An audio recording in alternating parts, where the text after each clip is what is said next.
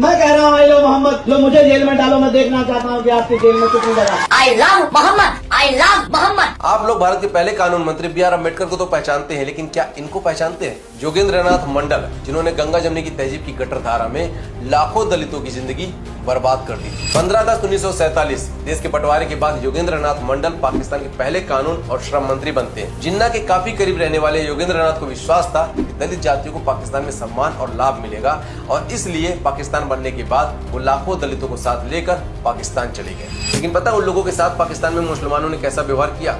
उनसे मजदूरी करवाई गई, उन्हें मारा गया, उनके घर जलाए गए, उनकी महिलाओं के साथ दुष्कर्म किया गया। और ये सब मैं खुद से नहीं कह रहा हूँ, योगेंद्रनाथ मंडल ने खुद अपने खतों में इन सभी बातों का जिक्र करते हुए लिखा है कि गोपालगंज के पास दीगर कुल में मुस्लिम की छोटी शिकायत पर स्थानीय नमो शूद्राय लोगों के साथ क्रूर अत्याचार किया गया। पुलिस के साथ मिलकर मुसलमानों ने नमो शूद्राय समाज के लोगों को पीटा, घरों में छापे मारे। एक गर्भवती महिला की इतनी बेरहमी से पिटाई की गई कि उसका मौके पर ही गर्भपात हो गया। निर्दोष हिंदुओं, विशेष रूप से पिछड़े समुदाय के लोगों पर सेना और पुलिस ने भी हिंसा को बढ़ावा दिया।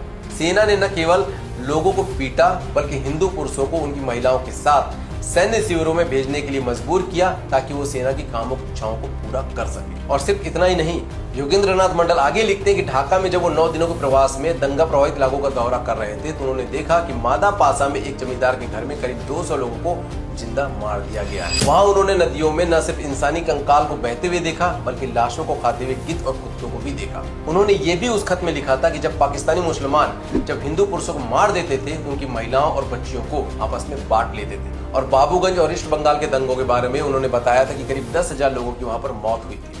और ये सब देखने सुनने के बाद उन्होंने एक सवाल खुद से पूछा था कि क्या इस्लाम के नाम पर वो पाकिस्तान आए थे? और फिर योगेंद्रनाथ उन लाखों दलित और पिछड़े समाज के लोग जिन्हें एक सुंदर भविष्य का सपना दिखाकर पाकिस्तान ले गए थे, उन्हें उसी नरक में छोड़कर 1950 में भारत वापस चले आते हैं। खैर, योगेंद्रनाथ मंडल की आंखों से फर्जी भाईचारे की पट्टी तो उतरती है, उन्हें पछतावा भी होता है, लेकिन वो कहते हैं ना कि अब पछताए होत का जब चिड़िया चुग गई खेत। देखिए, कहने का आशय सिर्फ इतना है कि आज भी योगेंद्रनाथ मंडल जैसे बहुत सारे लोग भारत में घूम रहे हैं, जो गरीब, पिछड़े और दलित समुदाय के लोगों को मीम भीम के फर्जी भाईचारे का चूरन चटाकर अपनी राजनीति की रोटियां सेक रहे हैं। ऐसे लोगों से सावधान रहें, सुरक्षित रहें। जय हिंद।